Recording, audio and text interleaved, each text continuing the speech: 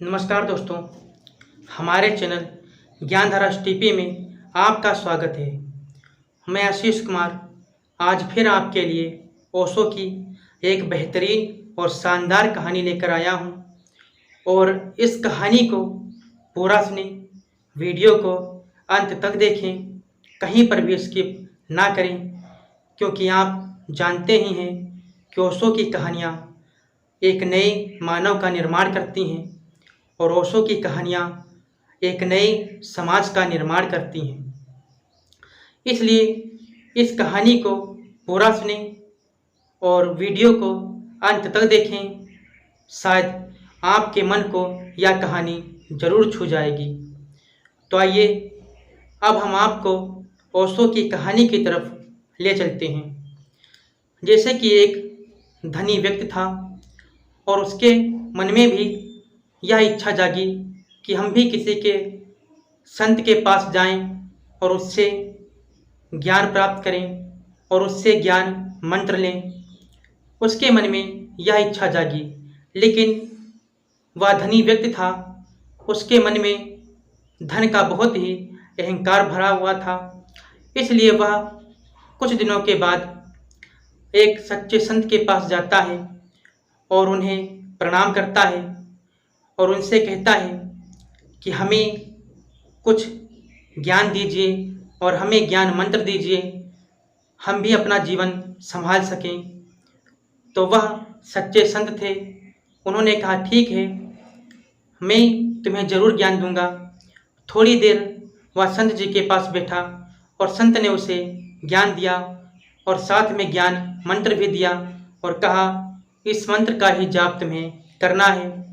फिर जब वह धनी व्यक्ति वहाँ से चलने लगा तो चलते समय वह उन संत जी से बोला कि संत जी, एक बात यह आप ध्यान रखें, अगर तुम्हें कोई तकलीफ़ हो, तुम्हें कोई दिक्कत हो तो तुम हमें ज़रूर बताना। मेरे पास बहुत सारा धन है और मैं तुम्हें कोई तकलीफ़ नहीं होने दूंगा। तो संत जी ने कहा ठीक है, लेकिन वह सच्चे संत थे, उसकी बातों से समझ गए कि इसके मन में धन का अहंकार है और यह अभी ज्ञान मंत्र लेकर जा रहा है और इसके मन में अगर धन का अहंकार रहेगा तो हमारे द्वारा दिया गया ज्ञान मंत्र इसका कल्याण नहीं कर पाएगा। तो वह संत सोचने लगे कि इसके अहंकार को ज़रूर भगाना चाहिए। तो संत बोले थोड़ी देर में कि सुनो, मुझे भी तुमसे कुछ कहना है। तो वह धनी व्यक्ति बोला, बोलो संत जी, क्या कहना है। तो संत बोले कि हमारा एक काम है जो तुम्हें करना है। तो वह व्यक्ति खुशी से संत जी के नज़दीक आ गया और कहने लगा, बताओ तुम्हारा क्या काम है। तो संत जी ने उसे एक सुई दी और कहा कि इसको तुम हमें अगले जन्म में वापस कर देना। तो वह जो धनी व्यक्ति था सोचने लगा इसमें कौन सी बड़ी बात है और इसको हम अगले जन्म में तुम्हें वापस कर देंगे। और सोचते हुए खुशी से बोला, ठीक है संत जी, इसमें कौन सी बड़ी बात है, मैं यह तुम्हारी सुई अगले जन्म में वापस कर दूंगा। वह धनी व्यक्ति जल्दबाजी में यह शब्द बोल गया और वह फिर वहाँ से चल दिया। लेकिन वह चलते चलते रास्ते में सोचने लगा कि यार, मरने के बाद तो कोई कुछ साथ ले जा नहीं सकता है, फिर यह मैं एक सुई कैसे ले जा सकता हूँ जो अगले जन्म में संत जी को वापस करूँगा।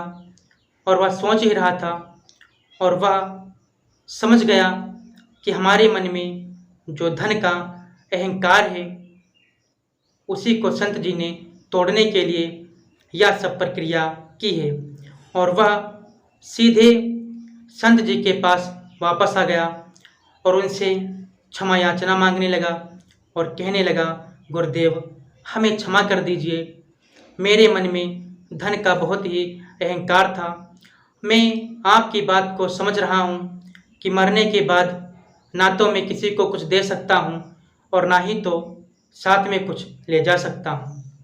तो संत जी मुस्कुराए और कहने लगे, ये बात अपने दिमाग में ध्यान रखो, तुमने इस संसार में ही सब कुछ कमाया है और इस संसार में ही तुम्हें छोड़कर सब कुछ जाना है। इसीलिए किसी भी बात पर या किसी भी अपनी उपलब्धियों पर कभी अहंकार मत करना, नहीं तो जो अहंकार है यह मानव को नरक का द्वार दिखाता है और उसे दुखों का द्वार दिखाता है। वह व्यक्ति संत जी की बात समझ गया और संत जी को प्रणाम करते हुए बोला कि आज से मैं प्रण करता हूँ कभी भी किसी भी उपलब्धि पर अहंकार नहीं करूँगा, और फिर वह वहाँ से चला जाता है। तो दोस्तों, मैं आशा करता हूँ आपको यह कहानी अच्छी लगी होगी और ऐसी ही कहानियाँ सुनने के लिए हमारे चैनल ज्ञानधारा STP को सब्सक्राइब कर लें, ताकि आपको हर रोज़ एक नई कहानी मिल सके। और अगर कहानी अच्छी लगी हो तो यह कहानी आगे भी शेयर करें, ताकि समाज को भी एक नई दिशा मिल सके। तो इसीलिए इस कहानी से यही सीख मिलती है कि ना हम कुछ साथ लेकर आए हैं, ना कुछ साथ लेकर जाएंगे। यहीं पर कमाया है और यहीं पर छोड़कर जाना है। तो दोस्तों, मैं अगली वीडियो में मिलूँगा एक नई कहानी के साथ। तब तक के लिए नमस्कार।